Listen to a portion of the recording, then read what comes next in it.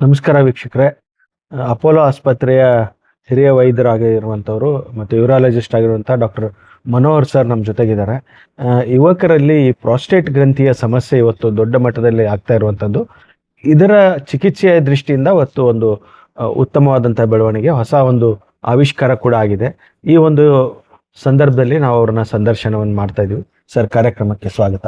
ನಮಸ್ಕಾರ. ಈ ಪ್ರಾಸ್ಟೇಟ್ ಗ್ರಂಥಿಯ ಸಮಸ್ಯೆ ಯಂಗ್ಸ್ಟರ್ಸ್ ಅಲ್ಲಿ ಇತ್ತೀಚೆಗೆ ತುಂಬಾ ಜಾಸ್ತಿ ಆಗ್ತಾ ಇದೆ ಮತ್ತು ಇದರ ಟ್ರೀಟ್ಮೆಂಟ್ಗೆ ಸಂಬಂಧಪಟ್ಟಂಗೆ ಒಂದಿಷ್ಟು ಉತ್ತಮವಾದಂಥ ಬೆಳವಣಿಗೆ, ಪಾಸಿಟಿವ್ ಡೆವಲಪ್ಮೆಂಟ್ಸ್ ಕೂಡ ಆಗಿರುವಂಥದ್ದು ಅಪೋಲೋ ಆಸ್ಪತ್ರೆಯಿಂದ. ಅದ್ರ ಬಗ್ಗೆ ತಾವೇನು ಹೇಳಕ್ಕೆ ಇಷ್ಟ? ಈಗ ಯಂಗ್ಸ್ಟರ್ಸು ಯುವಕರಲ್ಲಿ ಜಾಸ್ತಿ ಆಗಿದೆ ಅನ್ನೋದಕ್ಕಿಂತ ಯುವಕರಲ್ಲಿ ಮೊದಲಿಂದನೂ ಪ್ರಾಬ್ಲಮ್ ಇತ್ತು. ಇದನ್ನು ನಾವು ಐಡೆಂಟಿಫೈ ಮಾಡ್ತಾ ಇರಲಿಲ್ಲ. ನಾರ್ಮಲ್ ಆಗಿ ಜನರಲ್ ಅವೇರ್ನೆಸ್ ಏನಪ್ಪಾ ಅಂತಂದರೆ 50 ವರ್ಷ ಮೇಲ್ಪಟ್ಟವ್ರಿಗೆ ಪ್ರಾಸ್ಟೇಟ್ ಪ್ರಾಬ್ಲಮ್ ಇರೋದು ಅಂತ ಈಗ ಜನಸಾಮಾನ್ಯ ತಿಳ್ಕೊಂಡಿರೋದು ಅಂತ ಒಂದು ವಿಚಾರ.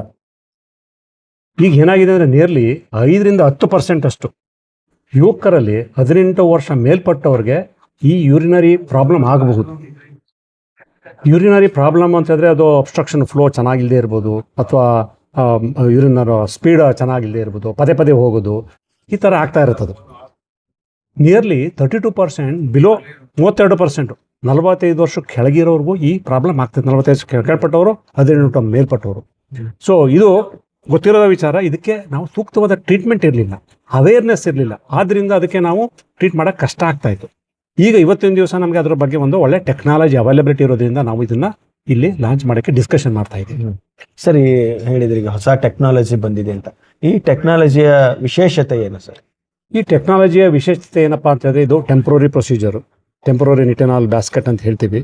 ಟೆಂಪ್ರರಿ ಆಗಿ ಒಂದು ಇಂಪ್ಲಾಂಟ್ನ ಡಿವೈಸ್ ಮಾಡುವಂಥದ್ದು, ಲೋಕಲ್ ಅನಸ್ಥೀಷಿಯಾದಲ್ಲಿ ಮಾಡುವಂಥದ್ದು, day care procedure, painless, bloodless, and recovery is immediate. ಒಂದು ಕೆಥೆಟರ್ ಹಾಕೊಂಡು ಹೋಗಬೇಕು ಅಂತದೇನಿಲ್ಲ. ಈಗ ಹುಡುಗರಿಗೆ ಅದು ಹಾಕಿದ ತಕ್ಷಣ ಅವ್ರು ಇಮಿಡಿಯೇಟಾಗಿ ಹೋಗ್ಬೋದು. 5 ದಿವಸದವರೆಗೆ ಅದು ಟೆಂಪ್ರರಿಯಾಗಿ ಒಳಗೆ ಇಟ್ಟಿರ್ತೀವಿ. 5 ದಿವಸ ಆದಮೇಲೆ ಅದನ್ನು ಟ್ಯೂಬ್ ಒಂದು ಲೋಕಲ್ ಅನಸ್ಥೀಷಿಯಾದಲ್ಲಿ ಅದನ್ನು ತೆಗಿತೇವೆ. ಅದಾದಮೇಲೆ ಅವರು ಎಂದಿನಂತೆ ತಮ್ಮ ಕೆಲಸ ಕಾರ್ಯಗಳನ್ನ ಮಾಡಬಹುದು. ಇದನ್ನು ಟೆಂಪ್ರರಿ ಇಂಪ್ಲಾಂಟಬಲ್ ನಿಟೆನಾಲ್ ಡಿವೈಸ್ ಅಂತ ಕರೀತೇವೆ. ಸರ್, ಇನ್ ಕೇಸ್ ಈ ಟೆಕ್ನಾಲಜಿ ಇಲ್ಲದೇ ಇದ್ದ ಸಂದರ್ಭದಲ್ಲಿ ಯಾವ ಥರದ ಟ್ರೀಟ್ಮೆಂಟ್ ಇತ್ತು ಅಂದರೆ, ಟ್ರೆಡಿಷನಲ್ ಆಗಿ ಯಾವ ಥರ ಟ್ರೀಟ್ಮೆಂಟ್ಗಳು ಅವೈಲೇಬಲ್ ಇತ್ತು ಅಂತ? ಇದನ್ನೇ ಪ್ರಶ್ನೆ. ನಾವು ಈಗ ಇವತ್ತಿಂದು ಮೇನ್ ನಮ್ಮ ಏಮ್ ಇದ್ದದ್ದು ಏನಪ್ಪ ಅಂದರೆ, ಒಂದು ಜನರಿಗೆ ಒಂದು ಅದ್ರ ವಿಚಾರ ಹೇಳಲಿಕ್ಕೆ ಅವೇರ್ನೆಸ್ಸು. ಎಲ್ಲರೂ 50 ವರ್ಷ ಆದಮೇಲೆ ಪ್ರಾಬ್ಲಮ್ ಇದೆ ಅಂತ ಅಂದ್ಕೊಂಡಿದ್ದು ಪ್ರಾಬ್ಲಮ್ಮು. ನಾವುಗಳು ಡಾಕ್ಟರ್ಸ್ ಆಗಿನೂ ಈ ಒಂದು ತಂತ್ರಜ್ಞಾನ ಇರಲಿಲ್ಲ ಟ್ರೀಟ್ ಮಾಡಲಿಕ್ಕೆ. 18 ವರ್ಷ ಮೇಲ್ಪಟ್ಟ ಹುಡುಗರುಗಳು ಪ್ರಾಬ್ಲಮ್ ಅಂತ ಬಂದಾಗ ನಾವು ಯಾವುದೋ ಒಂದು ಮೆಡಿಸನ್ನು ನಾರ್ಮಲ್ ರೆಗ್ಯುಲರ್ ಮೆಡಿಸನ್ ಕೊಡ್ತಾ ಇದ್ವಿ. ಆ ಮೆಡಿಸನಿಂದ ಪ್ರಾಬ್ಲಮ್ ಆಗ್ತಾಯಿತ್ತು. ಏನು ಪ್ರಾಬ್ಲಮ್ ಆಗ್ತಾಯಿತ್ತು? ಯೂರಿನ್ ಫ್ಲೋ ಇಂಪ್ರೂವ್ ಆಗ್ತಾಯಿತ್ತು, ಬಟ್ ಅದು sexual function, erection problem, side effect of the medicine. Sexual ಫಂಕ್ಷನ್ಗೆ ಲೈಂಗಿಕ ತೊಂದರೆ ಆಗ್ತಾ ಇತ್ತು. ಮುಂದೆ ವೀರ್ಯ ಬರೋದು, ವೀರ್ಯ ಅದು ರಿವರ್ಸ್ ಫಿನಾಮಿನಾ ಅಂತ ಆಗ್ತಾ ಇತ್ತು. ಅಂದರೆ ವೀರ್ಯ ತಮ್ಮ ಸೆಕ್ಸ್ ಆದಮೇಲೆ ವೀರ್ಯ ಈಚೆಗೆ ಬರಬೇಕು, ಅದು ಬರ್ತಾ ಇರಲಿಲ್ಲ. Side effect of medicine. So ನಾವು ಮೆಡಿಸನ್ ಕೊಟ್ಟಾಗ ಯೂರಿನರಿ ಪ್ರಾಬ್ಲಮ್ ಇಂಪ್ರೂವ್ ಆಗ್ತಿತ್ತು, ಬಟ್ ಸೈಡ್ ಎಫೆಕ್ಟ್ ಆಗಿ ಸೆಕ್ಷುವಲ್ ಫಂಕ್ಷನ್ ಆಗ್ತಾ ಇತ್ತು. ಅದರಿಂದ ಅಥವಾ ಇದನ್ನ ಓಕೆ, ಇದು ಮೆಡಿಸನ್ ಸೈಡ್ ಎಫೆಕ್ಟ್ ಆಗ್ತಾ ಸರ್ಜರಿ ಮಾಡೋಕೆ ಹೋದರೆ ಸರ್ಜರಿನಲ್ಲೂ ವೀರ್ಯ ತೊಂದರೆ ಆಗ್ತಾ ಇತ್ತು. ಸೊ ಇಷ್ಟು ದಿವಸ ನಮಗೆ ಯೂರಿನರಿ ಪ್ರಾಬ್ಲಮ್ ಇದ್ರೂ ಅವ್ರುಗಳಲ್ಲಿ ಎಲ್ಲರಿಂದನೂ ನೆಗ್ಲೆಕ್ಟ್ ಆಗ್ತಾ ಇತ್ತು. ಇವತ್ತೊಂದು ದಿವಸ ಆ ಒಂದು ಅನ್ವೇಷಣೆಯಿಂದ ಐಟಿನ್ ಅನ್ನೋದ್ರಿಂದ ಈ ಯೂರಿನ್ ಫ್ಲೋನು ಇಂಪ್ರೂವ್ ಆಗುತ್ತೆ, ನೋ ಸೈಡ್ ಎಫೆಕ್ಟ್. ಈಗ ಲೈಂಗಿಕ ಸಮಸ್ಯೆಗಾಗಲಿ ಅದು ಅವ್ರಿಗೆ ಫರ್ಟಿಲಿಟಿ ಇಶ್ಯೂಗಾಗಲಿ ಏನು ತೊಂದರೆ ಆಗೋದಿಲ್ಲ. ಆದ್ದರಿಂದ ಇದು ಒಂದು ಈ ದಶಕದ ಒಂದು ಗುಡ್ ಅನ್ವೇಷಣೆ ಅಂತಲೇ ಹೇಳ್ಬೋದು. ಈ ಸಾಕಷ್ಟು ವಿವಾಹಿತರಾದವ್ರಿಗೆ ಇವತ್ತಿನ ಕಾಲದಲ್ಲಿ ಈ ಮಕ್ಕಳಾಗೋದಿಲ್ಲ ಅನ್ನುವಂಥ ಒಂದು ಸಮಸ್ಯೆಗಳಲ್ಲೇ ಅವ್ರು ಬೇರೆ ಬೇರೆ IVF ಇರ್ಬೋದು, ಬೇರೆ ಬೇರೆ ಟ್ರೀಟ್ಮೆಂಟ್ಗೆಲ್ಲ ಹೋಗ್ತಾರೆ. ಮಕ್ಕಳಾಗದಿರೋಕ್ಕೆ ಇದು ಒಂದು ಕಾರಣ ಆಗಿರ್ಬೋದಾ? ಇರ್ಬೋದು. ಯಾಕೆಂದರೆ ಅವ್ರು ಕೆಲವೊಮ್ಮೆ ಅವ್ರು ಏನು ಮಾಡ್ತಿರ್ತಾರೆ, ಅವ್ರಿಗೇನೋ ಯೂರಿನರಿ ಪ್ರಾಬ್ಲಮ್ ಇದು ಮದುವೆ ಆಗಿರ್ತಾರೆ, ಯೂರಿನರಿ ಪ್ರಾಬ್ಲಮ್ ಆಗಿರುತ್ತೆ, ಅದನ್ನು ಹೇಳ್ಕೊಡೋದಿಲ್ಲ. ಯಾಕೆಂದರೆ ಈಗ 30 ವರ್ಷದೊಳಗೆ ಯೂರಿನರಿ ಪ್ರಾಬ್ಲಮ್ ಅಂತ ಹೇಳಿದ್ರೆ ಎಲ್ಲರಿಗೂ ಒಂದು ಇದು ತಂದೆ ತಾಯಿಗಳೇನೋ ಏನು ನಿನ್ಗೇನು ಯೂರಿನ್ ಪ್ರಾಬ್ಲಮ್ ಇದೆ ಅಂತ ಹೇಳ್ತಾರೆ. ಅವರು ಏನೋ ಒಂದು ಬಾತ್ರೂಮಲ್ಲಿ ತುಂಬ ಹೊತ್ತು ನಿಂತಿದ್ರೆ ಏನೋ ಮಾಡ್ಕೋತಾ ಇದ್ದಾನೆ ಅಂತ ಆ ಒಂದು ಅವೇರ್ನೆಸ್ ಇಲ್ಲ. ಅವರು ನೆಗ್ಲೆಕ್ಟ್ ಮಾಡ್ಕೋತಾರೆ. ಹುಡುಗರುಗಳನ್ನು ಅವರು ಹೇಳ್ಕೊಳಕ್ಕಾಗಲ್ಲ. ಹಳ್ಳಿಗಳಲ್ಲಿ ಇವತ್ತಿಗೂ ಕೂಡ ಸ್ಟಿಗ್ಮಾ ಇರುತ್ತೆ. ಹಾಗೇನ್ ಮಾಡಿದ್ರು, ಡಾಕ್ಟರ್ ಹತ್ರ ಹೋಗಿ ನೋಡಿರ್ತಾರೆ. ಹೋಗಿ ನೋಡಿದಾಗ ಅವ್ರೊಂದು ಟ್ಯಾಬ್ಲೆಟ್ ಕೊಟ್ಟಿರ್ತಾರೆ, ಟ್ಯಾಬ್ಲೆಟ್ ತಗೊಳ್ತಾ ಇರ್ತಾರೆ.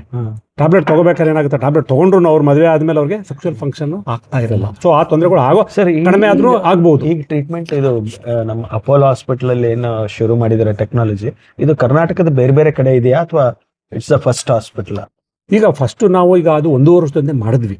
ಈಗ ನಾವು ಫಸ್ಟ್ ಈಗ ಒಂದು ಕೇಸ್ ಮಾಡಿ ಲಾಂಚ್ ಅಲ್ಲ, ಇದನ್ನ ನಾವು ಫಸ್ಟು 10 ಕೇಸ್ಗಳಲ್ಲಿ ಫಸ್ಟ್ ಕೇಸು Experiment based.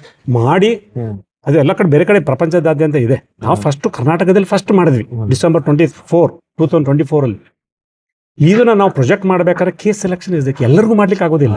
ಈಗ ಕೆಲವು ಚಿಕ್ಕ ಹುಡುಗರುಗಳಲ್ಲಿ ಪ್ರಾಸ್ಟೇಟ್ ಸಣ್ಣದಾಗಿದ್ದು ಸಮಸ್ಯೆ ಇದ್ದು ಅಬ್ಸ್ಟ್ರಕ್ಷನ್ ಆಗಿದ್ದು ಒಂದು ಯುನೀಕ್ ಪ್ರಾಬ್ಲಮ್ ಇದು. ಈ ಪ್ರಾಸ್ಟೇಟ್ ದೊಡ್ಡದಿಲ್ಲ, ಪ್ರಾಬ್ಲಮ್ ಆಗ್ತಾ ಇದೆ ಅಂದಾಗ ಏನ್ ಮಾಡ್ಬೇಕು, ನಾವು ಸ್ಪೆಷಲ್ ಆಗಿ ಟ್ರೀಟ್ ಮಾಡಬೇಕು. ಆದ್ದರಿಂದ ಇದನ್ನ ನಾವು ಮಾಡಿ 10 ಕೇಸ್ನ ನಾವು ಅದು ಅನ್ವೇಷಣೆ ಮಾಡಿ ಅದನ್ನು ರಿಸಲ್ಟ್ಸ್ ನೋಡಿಕೊಂಡು ಇವತ್ತಿನ ದಿವಸ ಅದ್ರ ಬಗ್ಗೆ ಉಪಯೋಗವಾದಂಥ ಒಂದು ಪ್ರಪಂಚಾದ್ಯಂತನೂ ನಡೀತಾ ಇದೆ ಇದು ಎಲ್ಲ ಕಡೆಗೂ. ಬಟ್ ಇದು ಈ ಸಬ್ಸೆಟ್ ಆಫ್ ಪೇಷಂಟು ನಾವು ನಮ್ಮ ಪ್ರಾಕ್ಟೀಸಲ್ಲಿ ಕೂತಾಗ ನಮಗೆ ಪ್ರಾಬ್ಲಮ್ ಆಗ್ತಾ ಇತ್ತು, ಹೆಂಗಪ್ಪ ಟ್ರೀಟ್ ಮಾಡೋದು ಹುಡುಗರು ಅಂತ.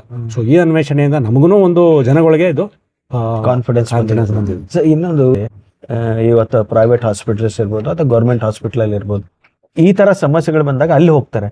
ಸೊ ಅಲ್ಲಿ ಡಾಕ್ಟರ್ಸ್ಗೆ, ಮೆಡಿಕಲ್ ಫ್ರಾಟರ್ನಿಟಿಗೆ ಈ ಅವೇರ್ನೆಸ್ ಇದೆಯಾ, ಈ ಥರದ್ದೊಂದು ಇವತ್ತು ಟೆಕ್ನಾಲಜಿ ಬಂದಿದೆ, ಇದಕ್ಕೆ ಹೈಯರ್ ಟ್ರೀಟ್ಮೆಂಟಿಗೆ ನೀವು ಬೆಂಗಳೂರಿಗೆ ಹೋಗ್ಬೋದು ಅಥವಾ ಅದನ್ನು ಟ್ರೀಟ್ಮೆಂಟ್ ಮಾಡಿ ಟೆಕ್ನಾಲಜಿಯಿಂದ ಗುಣಮುಖರಾಗ್ಬೋದು ಅಂತ. ಯಾಕಂದ್ರೆ ಸಾಕಷ್ಟು ಇವತ್ತು ನಮ್ಮಲ್ಲಿ ತಂತ್ರಜ್ಞಾನ ಟ್ರೀಟ್ಮೆಂಟ್ಗಳು ಇದ್ರೂ ಕೂಡ, ಎಕ್ಸ್ಪರ್ಟ್ ಡಾಕ್ಟರ್ಸ್ ಇದ್ರೂ ಕೂಡ ಡಾಕ್ಟರ್ಸಲ್ಲೇ ಇದು ಸಾಕಷ್ಟು ಅವೇರ್ನೆಸ್ ಇರೋದಿಲ್ಲ. ಅವರು ಲೋಕಲಲ್ಲೇ ಏನೋ ಒಂದು ಟ್ರೀಟ್ಮೆಂಟ್ ಕೊಡ್ತಾ ಇರ್ತಾರೆ. ಸೊ ಆ ದೃಷ್ಟಿಯಿಂದ ಅಪೋಲೋ ಆಸ್ಪತ್ರೆ ಏನು ಮಾಡ್ತಾ ಇದೆ ಅನ್ನುವಂಥ. ಇದು ತುಂಬ ಒಳ್ಳೆ ಕ್ವಶನ್ ಕೇಳಿದ್ರಿ.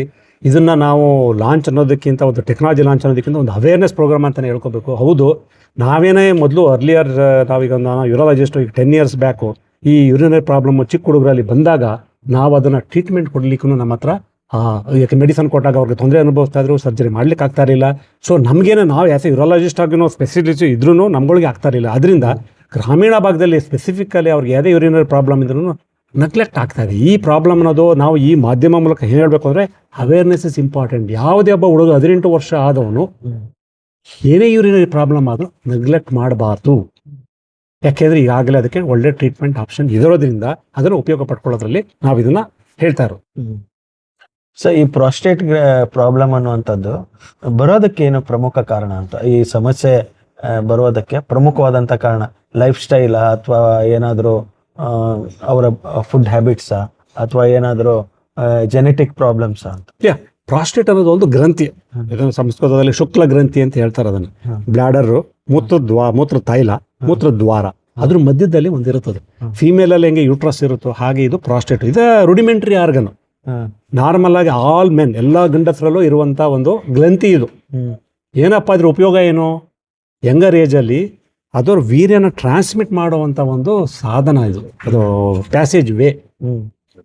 ಇದು ಏಜ್ ಆದಂಗೆ ಅದು ಇನ್ಕ್ರೀಸ್ ಆಗ್ತಾ ಹೋಗ್ತದೆ. ಎನಿ ಆರ್ಗನ್, ಬೇರೆ ಯಾವುದೇ ಆರ್ಗನ್ ಹಿಗ್ಗುವಿಕೆ ಕುಗ್ಗುವಿಕೆ ಅಂತ ಹೇಳ್ತೀವಲ್ಲ, ಅದೇ ತರ ಪ್ರಾಸ್ಟೇಟ್ ಹಿಗ್ಗುತ್ತಾ ಇರುತ್ತೆ. ಏಜ್ ಆಗ್ತಾ ಆಗ್ತಾ ಜಾಸ್ತಿ ಆಗ್ತಾ ಹೋಗ್ತದೆ. ಸೊ ಇದು ನಾರ್ಮಲ್ ಆಗಿ ಇರುವಂಥದ್ದು. ಜೆನೆಟಿಕಲಿ ಸ್ವಲ್ಪ ಜನಕ್ಕೆ ಅದು ಪ್ರಾಸ್ಟೇಟು ತುಂಬ ದೊಡ್ಡದಾಗಿ ಪ್ರಾಬ್ಲಮ್ ಆಗುತ್ತೆ.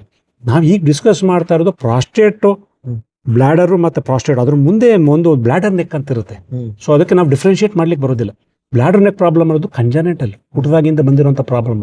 ಅವ್ರು 18 years ಆದಾಗ ಪ್ರಾಸ್ಟೇಟ್ ಸ್ವಲ್ಪ ಗ್ರೋತ್ ಆಗಿದ ತಕ್ಷಣ ಅದು ಟ್ರ್ಯಾಪ್ ಆದಂಗಾಗಿ ಪ್ರಾಬ್ಲಮ್ ಬರುತ್ತೆ. ಅದನ್ನು ಐಡೆಂಟಿಫೈ ಮಾಡೋದು ಇಂಪಾರ್ಟೆಂಟ್. ಸೊ ನಾರ್ಮಲ್ ಆಗಿ ಅದು ಕಂಜನೆಂಟಲ್ ಪ್ರಾಬ್ಲಮ್, ಬರ್ತಿಂದನೇ ಇರುವಂಥ ಪ್ರಾಬ್ಲಮ್ಮು. ಈ ಒಂದು ಸ್ಪೆಸಿಫಿಕ್ ಒಂದು 5-10% ಅವ್ರಿಗೆ ಈ ಪ್ರಾಬ್ಲಮ್ ಬರುತ್ತೆ.